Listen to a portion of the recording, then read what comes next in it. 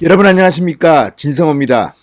역시 윤석열 검찰총장이 국회 국정감사장에 나오니까 뉴스가 쏟아집니다. 오늘도 윤석열 총장은 그 스타일대로 시원시원하게 말했습니다.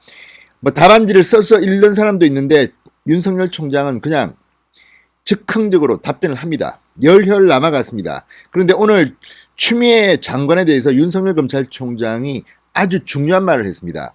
지금 법무부 장관이 검찰청법을 어기고 있다는 겁니다. 다만 이것을 쟁성으로 하게 되면 검찰 조직이 혼란스러워질까봐 참고는 있지만 검찰청법 위반이라는 겁니다. 추미애의 인사권 발동은. 자, 다시 바꿔 말하면 추미애는 범죄자라는 이야기인데, 물론 이 무죄 추정의 원칙에 따라 법원에서 판결이 날 때까지는 범죄자라고 단정 짓기는 어렵겠죠. 그렇지만 어쨌든 추미애는 범죄자라는 취지의 발언을 했습니다. 그리고 검찰총장은 법무부 장관의 부하가 아니다. 또한 정치인인 법무부 장관이 이렇게 개별 사안을 수사 지휘하게 되면 검찰은 정치적 중립성을 잃게 된다는 취지의 발언을 했습니다. 자, 오늘 윤석열 총장은 그동안 많은 고민을 하고 쌓아두었던 심중을 오늘 폭발한 것 같습니다. 추미애 법무부 장관이 들으면 깜짝 놀랄 발언들이 계속 이어졌습니다. 국회 감정법 위증을 하면 안 됩니다. 위증을 하면 1년 이상의 징역을 받기 때문에 윤석열 총장의 오늘 발언들은 전부 다 상당히 고민 끝에 나온 것으로 보입니다.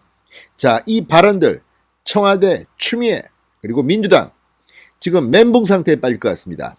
진성호의 융단 폭격 시작합니다. 추미애 법무부 장관을 융단 폭격합니다.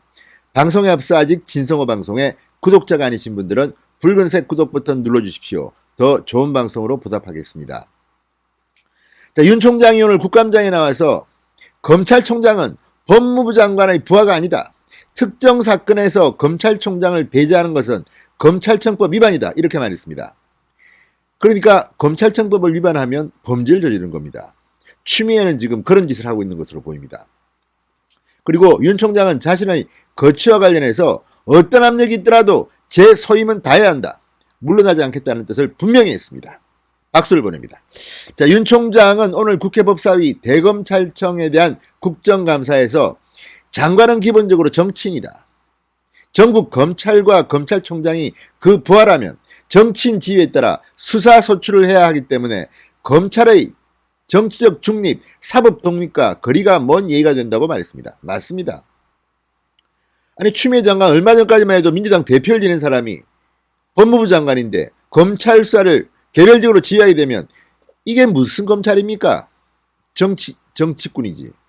자, 그렇기 때문에 이 정치인 장관은 그냥 일반적인 원칙을 이야기하는 것이지 개별 사건에 검사들을 지휘하면 안 됩니다. 그런데 지금 추미애는 그런 짓을 하고 있는 게 아닌가 싶습니다. 마치 자기가 검찰총장 행세를 하려고 합니다.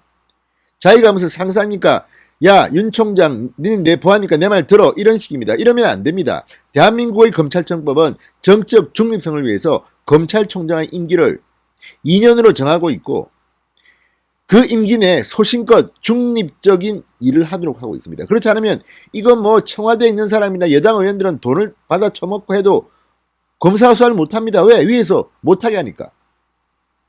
이런 일반적인 원칙도 모르는지 추미애 장관은 지금 마치 자기가 검찰총장인 양 이 사건은 윤석열 빠져, 저 사건도 윤석열 빠져. 근거도 별로 없습니다. 이거는 제가 볼 때 무조건 불법입니다. 그럼에도 불구하고 지금 너무 검찰총장이나 검사들이 착한 것 아닙니까? 야당이 너무 무력한 거 아닙니까? 자, 윤석열 총장은 또 말합니다.